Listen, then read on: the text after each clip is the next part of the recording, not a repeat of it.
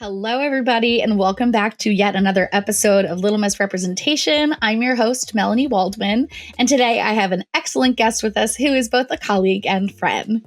So my friend coming on is Sommer Carbuccia.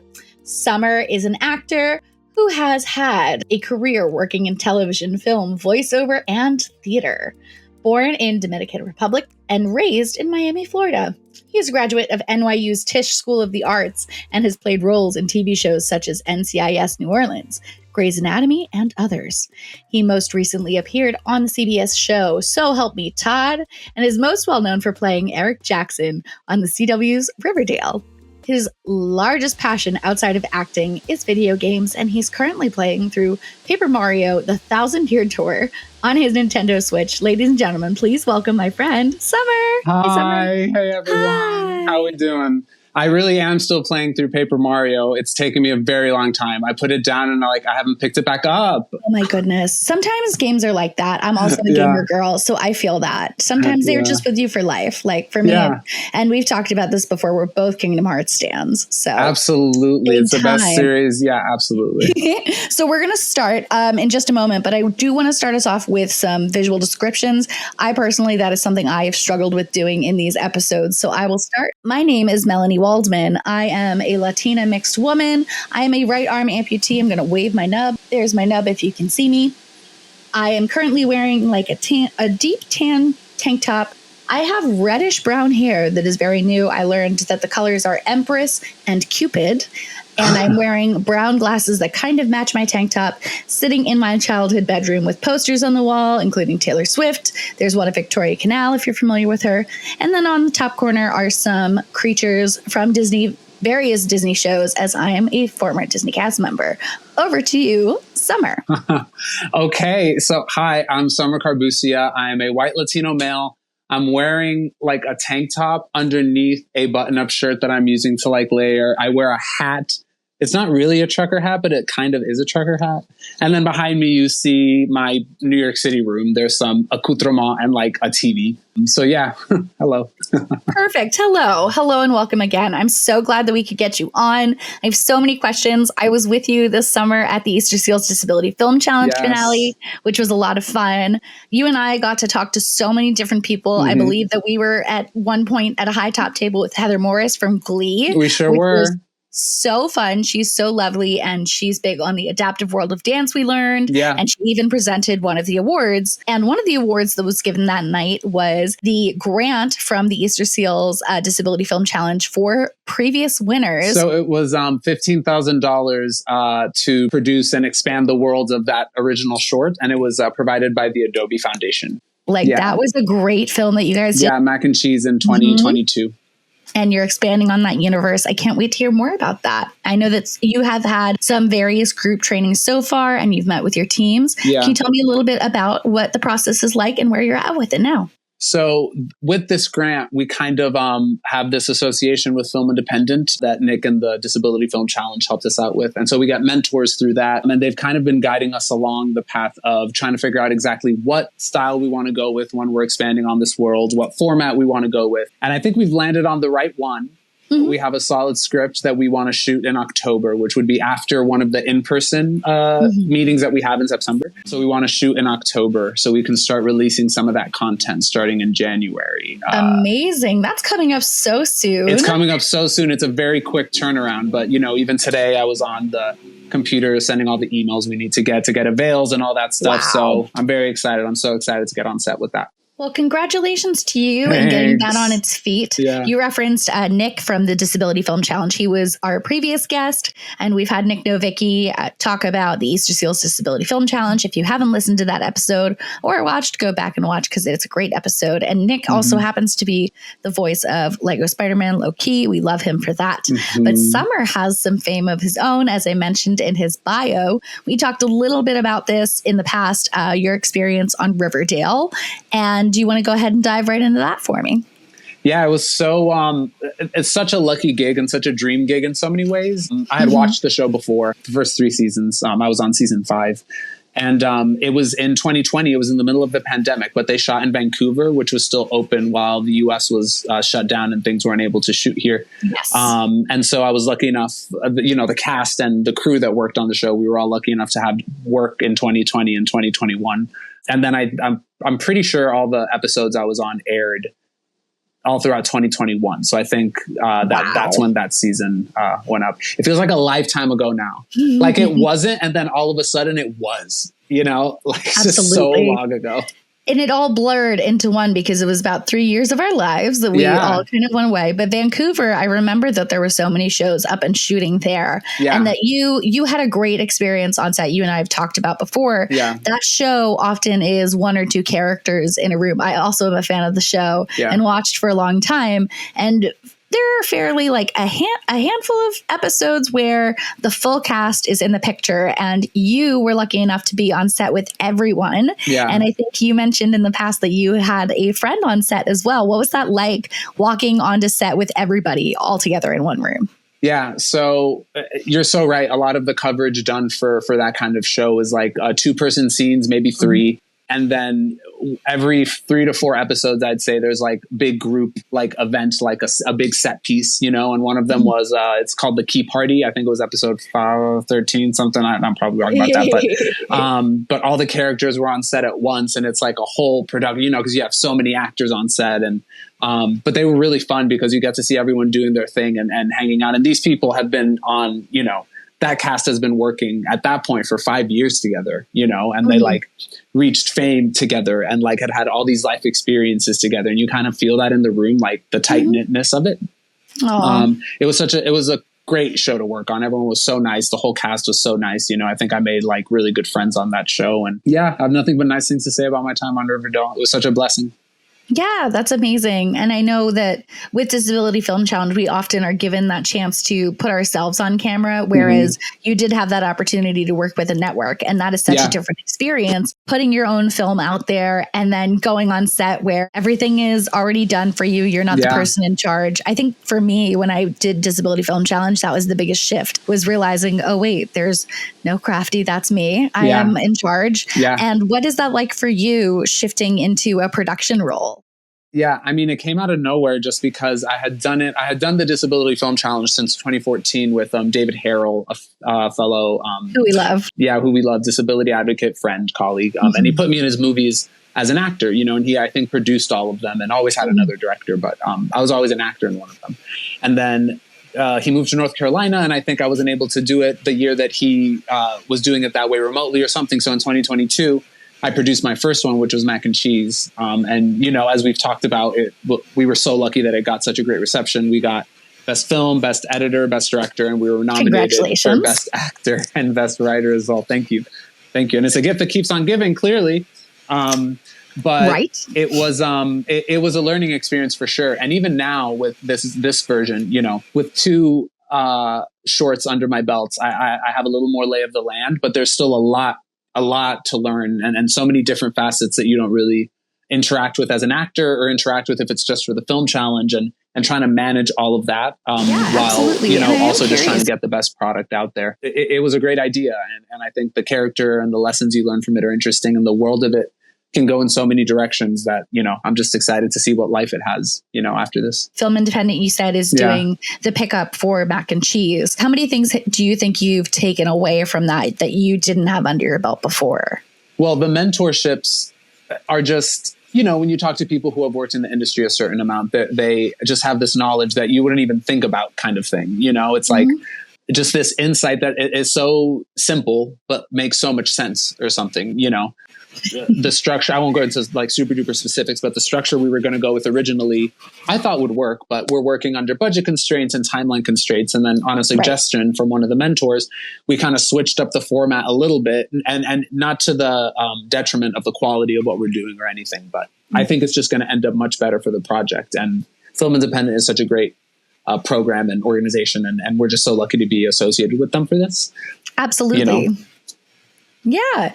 Thank you so much for talking about that, Mark, because this is the first of its kind. They haven't done this in years past. Yeah. So you're the inaugural group. We really are. cool feeling to have. And to see you do that was also an amazing thing. You showed up on the red carpet and told me, and there's a photo of me reacting to that. My entire face lit up. So I'm very happy for you. There's also B-roll of us on that red carpet, though. When I took your mic, do you remember that? For the folks at home, there's some wreaking havoc. We need help. Send it quickly. I took your mic and I started reporting live on the scene. I forget what happened. Oh, I remember our friend John Lassen came around and just put his head on my shoulder. And the next thing you know, it's him the camera is facing Summer. And all of a sudden I'm having a full photo shoot with John and he's kissing me on the cheek. And there's a photo where I went to turn around and kiss him on the cheek. But the photo, which I'm probably going to have to share now, it looks like we're going in for a romantic kiss. Right. Inserted here. Yeah. That whole experience of me being on the red carpet and documenting for Amplitude magazine, it went from structured to unhinged by each and every person that I knew. So thank you all. It all equals iconic at the end of the day, right? Well, that's all that matters. I had a dance party with one group.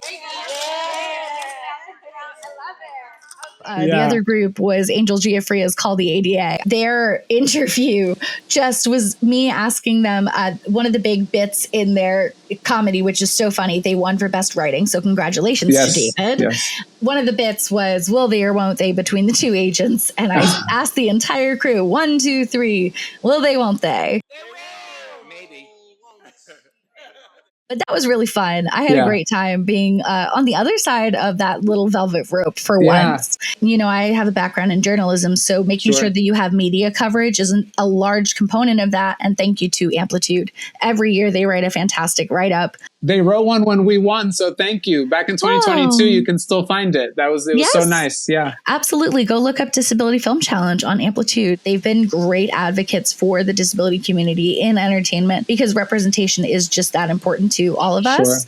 And I think something right now that's changing for a lot of us on sets is being aware of accessibility, which when I started in film, and I don't know about you, Summer, that was not something that we had or even that sets would think of having. No, I would say even the negotiations of accessibility has gotten more open, you know. Yes. People are way more open to the different types of accessibility because, you know, it's a wide range. I mean, there's so many different disabilities that people can face and the way you need to interact with that in a work environment is different, not only for every disability, but every person with that disability has a different way of maneuvering the world. So having someone there to kind of manage that is important. Well, because at the end of the day, we're all actors. We're all on set. We still have a job to do on top of even getting to set. So having those barriers taken out of the way makes us able to do the best job that we possibly can and not have to worry about, well, how am I going to go to the bathroom after 16 hours on set? Yeah. You know, you really want to have those conversations up front. And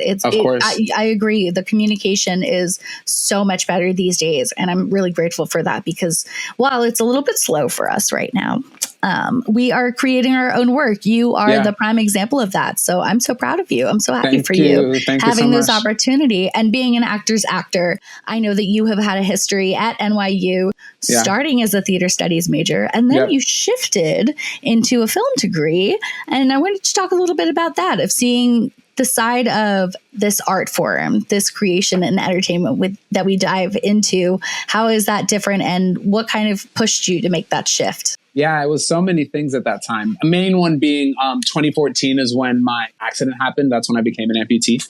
And at the time I was at NYU for musical theater. It was a New Studio was the program. It used to be Cap 21. By the time I got there, it was called New Studio, New Studio on Broadway. And so when my accident happened, I took a very pragmatic look at the Broadway season at the time. And I believe it was like American in Paris, Shuffle Along, I think as well. It was like very dancey shows. And now at this point, it's been 10 years. And now I've danced in musicals, you know, I'm back in the swing of that world. But at the time I was like, recovery might take a while. I graduate in 2 years. I think maybe let's shift to film and TV. I just feel like there might be more work available for me at that time. I deal with things with like either humor or very pragmatic problem solving. And so I was just like, this is the solution to this issue. Do you know what I mean? Like I want to work and I'm going to have a recovery period. I will say, even though it happened during my second semester of junior year, I did still graduate on time and carry the drama flag at graduation, which I was very proud of, as was my mother and father. Oh, mazel tov. That's amazing. But I've been, very lucky I got an agent right out of school. I was able to start auditioning, and then I've been working professionally pretty much ever since. And that's, incredible. I feel so lucky to be able to say that, it's been amazing. Yes. Absolutely. And you were talking about the scope of what it looked like on Broadway at the time of 2014. I myself was a theater studies major at Rutgers, and we would take a look and talk about all the things that we saw. And I remember the scope of Broadway when it came to disability. I think it was 0% was the percentage of what we saw. I think it was 0. And I think there wasn't even the thought about, because listen, all these theaters are like 100 years old or something, accessibility ability in a lot of those buildings was lacking, and it would take major overhauls and money to do it. But guess what? There's a law saying you have to, so let's get with it. But I think the watershed moment was Ali Stroker, I would say, right? Ali Stroker in Oklahoma feels like the largest, not that she was the first disabled actress on Broadway, but it just seemed like that was the shift where now we're just seeing people of different abilities in kind of everything. Absolutely. Deaf West as well. Their production of Spring Awakening I saw was amazing. They're doing another show right now I just saw. What is it? Yes. I was just about to ask you. American Idiot. The most interesting thing that I saw was that in the first Deaf West, Marlee Matlin was in that cast, and her singer/speaker who also spoke sign language was Cameron Manheim, and her son is going to be an American Idiot. So it went from mother to son. Keep it in the family. I think I almost cried when I saw that headline that his photo was on there. And we were saying, like Ali Stroker was the moment. For me, what I remember in 2013 was, I think the biggest accessibility feature that theaters had were those relaxed performances of The Lion King. Some of them really only toned it down for that, but now we have performances that are audio described. We have performances where there are sign language interpreters incorporated into the play, like Deaf West does so beautifully. Yeah. Their integration of it is really so profound. It's profound, but it fulfills a practical goal, but it's also really artistically fulfilling, because they definitely think about the audition in a unique way. You know what I mean? They don't just want to have an interpreter there, which is a valid way to do it as well, but they kind of want to, And I think even this year for Disability Pride Month, Lincoln Center did a whole bunch of different performances. Oh, wow. They had a comedy night with Tina Fromell and Steve Way. And there was a night where they had singers. Austin Hall got to come. And there's so many different, Marsha L., who was on my podcast during Disability Film Challenge, because she did a film this year as well. Oh, cool. So even New York City just is amplifying this fact that we do need that representation out there, and how important it is to sell these tickets. There's so many Broadway shows that you hear close so early and they spend all this money. Well, it's because, are they thinking ahead about our 15 to 25% of the population being disabled, wanting to go see these shows, and thinking about things as far as price accessibility and physical accessibility. It's really beautiful to be in a time where that is shifting. And I think that that's something that, you and I both became disabled around the same time, and we acquired our disabilities, and to see that shift, in 10 to 11 years is just mind blowing. But it's cool to see the evolution of it too. And having worked, both of us, and a lot of our colleagues, during the time that the shift has been happening, it's just cool to watch the change happen in real time. All of a sudden you have all these disabled characters as series regulars and things that could or could not have something to do with it. And it's just, it's like out of nowhere, you kind of notice it. It's taken a while, but then now you look and you're like, wait, oh, wow. So, and that's in no small part to the Gail Williamsons, former, I love you. We love Gail. For those who don't know, she's the former agent at KMR's diversity department when that still existed. Did she begin your career as well? Because she began mine. She began my career. I signed with her in 2014, and I worked with her up until she left that agency, and then the new agent, Katie McGrath, took over. Amazing. Well, and that's such a good thing to know that we were all kind of connected on that same level, just having her in our back corner and advocating for us so much. Yeah. And then to look at the scope of things now, where Broadway and all of these agencies are like, well, we'll take you even though we're not a disability agency. We want the talent there. Yeah. It's just such a gift to see those things happening. And even now in Broadway casting, having disabled actors, I know that there's Our Town with my friend, his name is Anthony Lopez. And I believe there's a couple other actors in that who are disabled. And that's a show that doesn't even talk about disability. No. So the casting is even almost referring less to the pun, blind casting. Sure. People really are just casting on talent now. And that's really all that we're hoping for. And at least getting us into the rooms too, I feel like even if, I know it's very dejecting to sometimes be like, I know they're probably not going to go with me for this. But I will say just the fact that the casting offices seem very willing to bring us into roles that maybe we wouldn't normally be seen as has really been, that's been a large shift. And I know I talked to my manager and agent and they have other disabled clients as well, but they pitch us to like these casting directors and these networks. They like pitch us as like, no, you can have them as this, trying to like make sure we're allowed to be in these stories that don't necessarily have to do with our disability, Yes. A lot of my career has been the war veteran, like in the hospital scene, which is very fair and like a truthful story. They all should be told, but it's cool sometimes to, when I was on NCIS, I was like the bad guy who like held a gun sideways. You know what I mean? Like we can kind of span the spectrum of life. So it's like this one inspirational role we've been kind of made to play for so long. It's like we can shake it up a bit.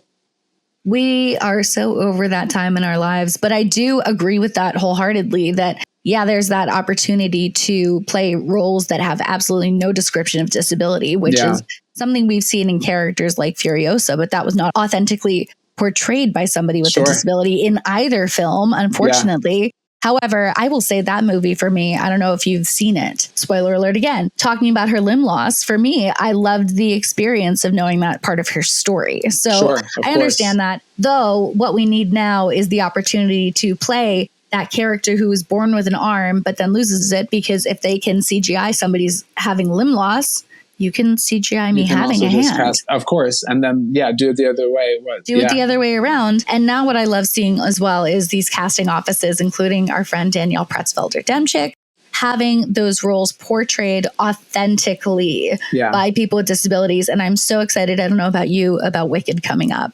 There's the character playing Nessa Rhodes is authentically in a wheelchair. Oh, I actually didn't know that. That's amazing. Yes. So I'm very excited to see that happen. And I know I don't know if you saw, well, I guess you didn't know.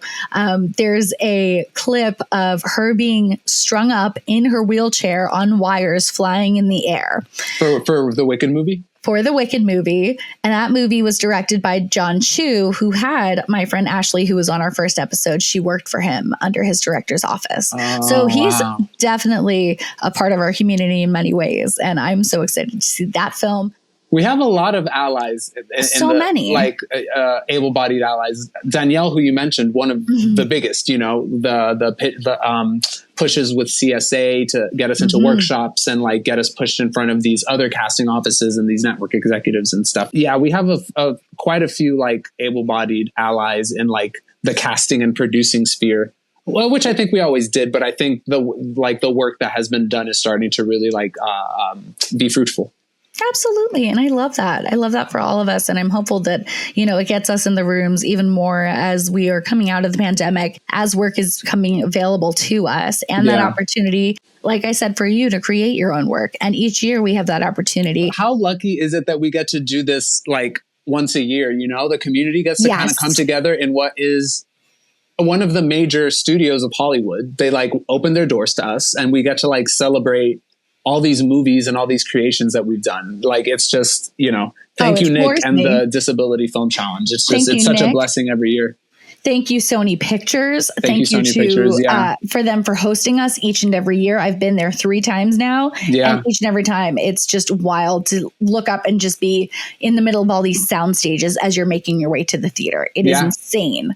I'm so excited for January, for when they drop the next announcement of what the genre is going to be for Disability Film Challenge. My brain is already on what's next. I'm very West Wingy in that way. Yes. And, it's really fun to be able to have this opportunity to talk to you today. And I want to definitely know about you and your future plans. What do you have other than Disability Film Challenge works through Mac and Cheese and things that you're hoping for in the future? Yeah. So, starting in January, we're going to be releasing content in relation to the Mac and Cheese project that we're making with the grant that Adobe provided us. And then on top of that, you can catch a lot of the shows that I've been on Netflix. They're always airing on there. And you can find me on social media at SoCarb, mainly just on Instagram. Oh, I love that so much. And definitely, go back and watch everything. Watch season 5 over and over and over again, please. And thank you. Yeah, season 5 of Riverdale on a loop. And I thank you so much for joining me again today, Summer. It's always a pleasure to have you. And you are welcome back anytime, my friend. Thank you for having me. I'm so proud of you. This is so great. And thank you, everybody. Thank you for listening. Thank you, darling. Best of luck with your endeavor in Mac and Cheese. Thanks. Thank you. Bye.